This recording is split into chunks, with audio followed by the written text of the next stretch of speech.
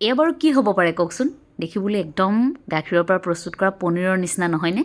কিন্তু এয়া পনীৰ নহয়, এয়া হৈছে প্ৰাকৃতিকভাৱে প্ৰস্তুত কৰা ৰাবাৰ। নমস্কাৰ, আশা কৰোঁ আপোনালোক সকলো কুশলে আছে। মই এঞ্জেলা চাংমাই গোৱালপাৰাৰ মোৰ পেহীৰ ঘৰলৈ গৈছিলোঁ। পেহী আকৌ ৰবৰৰ খেতিৰ সৈতে জড়িত, গতিকে ভাবিলোঁ মই যিহেতু প্ৰথমবাৰ দেখিছোঁ আপোনালোককো দেখুৱাওঁ। ৰাবাৰ খেতিৰে স্বাৱলম্বী হোৱা অসমৰ এখন বিশেষ ঠাই হৈছে গোৱালপাৰা। 500 জোপা যদিহে ৰাবাৰ গছ কোনো লোকে ৰুৱে তেন্তে সেই ব্যক্তিগৰাকীয়ে প্ৰতিমাহে উপাৰ্জন কৰে এগৰাকী ৰাজপুত্ৰিত বিষয়া সমান। এই ৰাবাৰৰ খেতি কেনেকৈনো কৰা হয় চাওঁ আহক। প্ৰথমে উপযুক্ত মাটিৰ নিৰ্বাচন। পাহাৰীয়া এঢলীয়া মাটি অথবা সমতল হ'লেও এই গছ ৰুব পৰা যায়, কিন্তু পুলিবোৰ ৰোৱাৰ আগত মাটিখিনি উপযুক্ত কৰি লোৱা হয়। মাটিখিনি বালিচহীয়া হ'লে নহ'ব। এজোপাৰ পৰা আনজোপাৰ মাজত এই যে দেখিছে এনেধৰণে ব্যৱধান থাকে। সূৰ্যৰ পোহৰ মাটিৰ উপৰি পৃষ্ঠত পৰিব লাগিব, নহ'লে আকৌ এই গছবোৰত ভেঁকুৰ জাতীয় ৰোগ হোৱাৰ সম্ভাৱনা থাকে।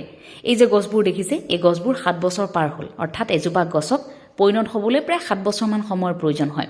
আৰু তাৰ পাছত এজোপা গছ পৰিণত হৈ উঠাৰ পাছত সেই গছজোপাৰ পৰা কাটি আঠা উলিওৱা হয় এই বিশেষ পদ্ধতিৰে। চোকা এবিধ সঁজুলিৰে এনেধৰণে কটা হয়। কটা অংশৰ পৰা যিহেতু আঠাবোৰ ওলায়, গতিকে সেই আঠাবোৰ ধৰি ৰাখিবৰ বাবে প্ৰতিজোপা গছত এনেধৰণৰ ঘূৰণীয়া পাত্ৰবোৰ ওলোমাই ৰখা হয়।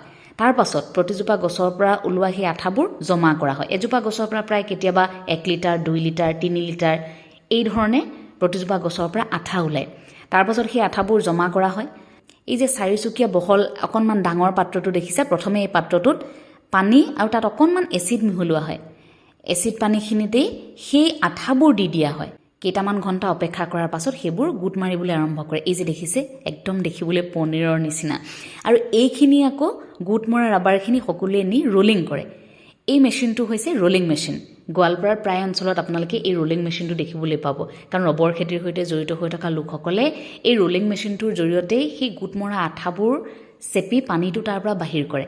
সেইবোৰ আকৌ ঘৰলৈ নি এনেকৈ কাপোৰ মেলা দি তেওঁলোকে মেলি ৰাখে, অৰ্থাৎ শুকুৱাই ৰাখে। সেইখিনি সূৰ্যৰ উত্তাপত সেইখিনি শুকাবলৈ দিয়া হয় আৰু তাৰ পাছত স্ম'ক হাউচত তেওঁলোকে শুকুৱায়। ধোঁৱা লাগি লাগি লাহে লাহে বৰণটো সলনি হয়। প্ৰথমে দেখিছিল বগা আঠাবোৰ কেনেধৰণৰ আছিল, আৰু এতিয়া লাহে লাহে সেইখিনি ডাঠ মটীয়া ৰঙৰ হ'বলৈ আৰম্ভ কৰিছে। লাহে লাহে একেবাৰে শুকুৱাৰ পাছত সেইখিনি বিক্ৰী কৰিবৰ বাবে সাজু হৈ উঠে। বিক্ৰী কৰাৰ আগত আকৌ তাক খুব সযতনে সামৰি ৰখা হয়, যাতে তাত কোনো ধৰণৰ ভেঁকুৰ নালাগে। আৰু এনেধৰণে এক বিশেষ পদ্ধতিৰ দ্বাৰা তেওঁলোকে ৰাবাৰবোৰ প্ৰস্তুত কৰে।